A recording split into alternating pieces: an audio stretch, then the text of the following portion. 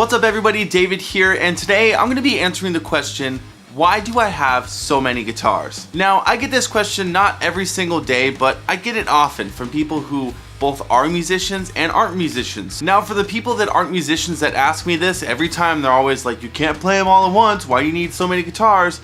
Okay, that is a valid point. I cannot play them at once, but there's a method to my madness. Same thing goes for the musicians that ask me that. I do have a reasoning for this. Now first, let me get this out of the way. To some point, I love guitars. I love collecting guitars. Every guitar sounds different, and I like having multiple guitars. That, of course, is part of the reason, but the biggest reason of why I have so many guitars is productivity. Now, when you change tuning on a guitar, it's not as simple as just tuning down or tuning up and just going about your day. There's other things that are involved. Let's say you're tuning from drop D down to drop C. Usually when you do this, you would go up in string gauge to retain string tension. Now, the tension is all up to you. You don't have to do this, but usually people will move up in gauge as they go down in tuning. Aside from that, when you change string gauge, you need to also adjust the relief in the neck, and you should intonate the guitar.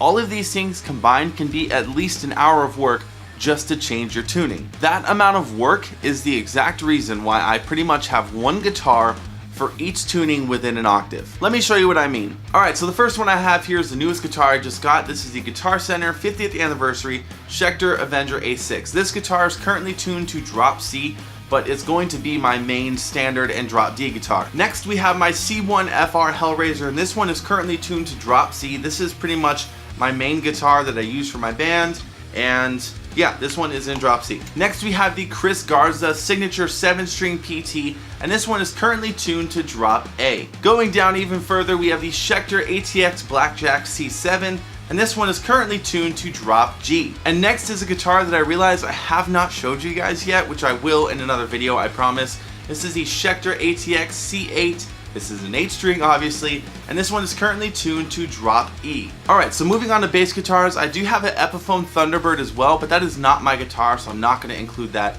in this list. First one we have is a Sterling sub bass. This one is currently tuned to drop B. I just recorded a few songs in it, so right now it's in drop B. There's a pretty heavy gauge on it, and yeah, this guitar is cool. This is probably my favorite out of the two bass guitars. This is a Squier 70s jazz bass. And this one is currently tuned to drop C. Having all these guitars just makes it really easy for me to be creative and get my ideas out as fast as possible. If I have an idea that I think would go well in drop D, I grab that guitar. If I'm playing in drop G, I grab that guitar. I don't have to set up anything.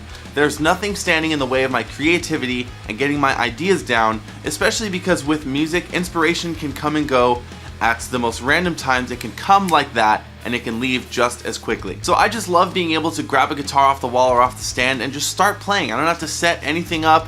I don't have to adjust or tune anything. It's good to go, and I just start playing and I start being creative. This is really handy for me when I'm writing YouTube demos, because I have to do this stuff fairly quickly, and I use those demos as a kind of chance to challenge myself to write things in different styles, and usually I'm doing all that stuff in different tunings. So the fact that I can just grab one off the wall and go really makes me work a lot faster and spend more time on the content rather than setting up guitars. And this works really well for people who come to write and maybe track with me as well, because I have a guitar for whatever they want to do. Whatever tuning they want to play in, I have something for them, assuming they don't bring their own.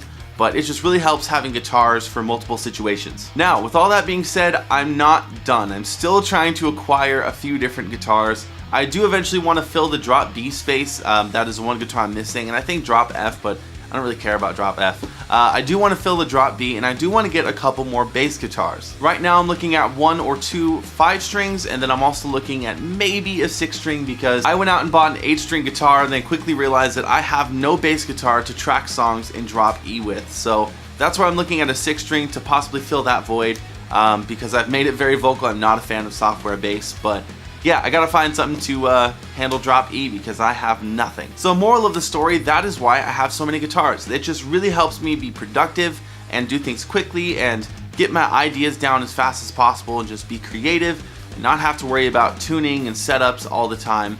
It just makes my life so much easier. And maybe consider this if you have people coming over to write and track with you as well, because These have come really handy when people come over to write with me. Just having these laying around for whatever they need have been really useful, and yeah, just might be something cool to consider. So that's it for today, guys. I had been asked this question a couple of weeks ago, and that's what kind of sparked my idea to do this video and answer it once and for all. So let me know what you think down in the comments, and let me know how many instruments you have as well. Don't forget to like and subscribe. There are new videos every single week, and you don't want to miss any content. Once again, ring the bell so you get notified when I post new videos. And that is it. Thank you so much for watching. My name is David, and I will see you next time.